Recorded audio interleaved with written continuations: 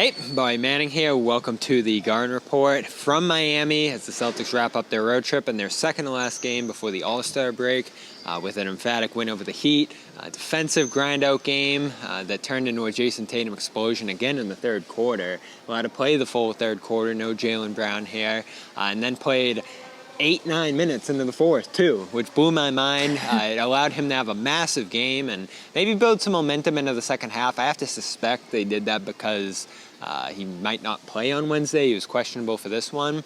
So that would make some sense if they just want to give him one last great run before the All-Star break this weekend. But I was sitting there in a 20-point game being like, what's going on here? Yeah, I mean, I felt like a little bit of deja vu because Saturday night we see the Knicks respond to a Celtics lead. They cut it, and Jayson Tatum just went off in that third quarter. Yeah, third quarter, 19 points, the other day, and then 20 points here tonight in that third quarter. And it just feels like he is able to kind of reach that higher gear of just everything's just smooth sailing, everything's functioning. I don't know why they kept him out there. It sounded like from interpreting his post-game remarks, it sounded like he wanted to stay out there initially just to help make sure that the game was put out of reach, and it was a little bit longer, I think, than they expected. But ultimately, I think, you're seeing back-to-back really big nights from him. And this one, I got to give him credit. Like, he had a really poor first half. He owned it post-game. Joe was not happy with him with how he closed out that second quarter run where he made a couple mistakes that allowed Miami to close the half with a 7-0 run, and comes out of the gates in the third quarter like completely different level of intensity, and just the shot making was through the roof. And it was really just what the story of this game was. I think it's important to note that halftime stretch too, going into halftime, because Tatum tough on himself, said that he needed to be better going into half. Joe not happy at all. I have to think he challenged Tatum going into the second half, and maybe the extended stretch is part of that. Joe kept talking about defense when I asked him why he kept pushing Tatum into that second half, and he said we got the right defensive intensity from him. So I have to think that he didn't like the defensive intensity from Tatum in the first half.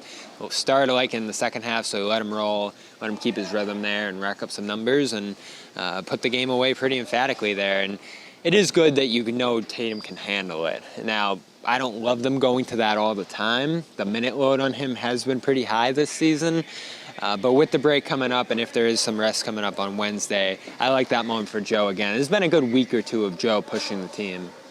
Yeah, and I think the reality is, honestly, like, there might be other weeks that we just don't know about where Joe is pushing the team like this, but there was we got little bits and pieces tonight and over these last few games of just us getting a better sense of kind of what's going on behind the scenes. And nobody really wanted to give us too much about what was said at halftime, but it was pretty clear that he kind of stormed into the tunnel at the half, and they came out just with a different level of focus, and everybody kind of talked around it, but it was pretty evident. And so, you don't want it to always come down to that. And Joe said post-game, I give him credit, he said that against some teams, that run is not going to be able, you're not going to be able to overcome that, and that those mistakes are going to cost you. And against this Miami team tonight, it was okay.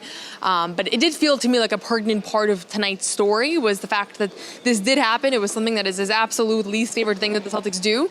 And ultimately, they came back and just totally blew this one open. No Brown, no Holiday again. I have to think Holiday's probably just going to rest until the break at this point. And Torrey Craig still awaiting his debut, too, which will probably come after this weekend. So Celtics have one more to go. Will Tatum play? We'll have updates from Boston, where the Celtics are going to wrap up the first half against the Spurs. Jaylen Brown, I'd imagine, will get back out there for that one after the rest night here tonight. And we'll see after the break how this starts coming together once everybody's involved, because I think Tatum having the room to operate in this one.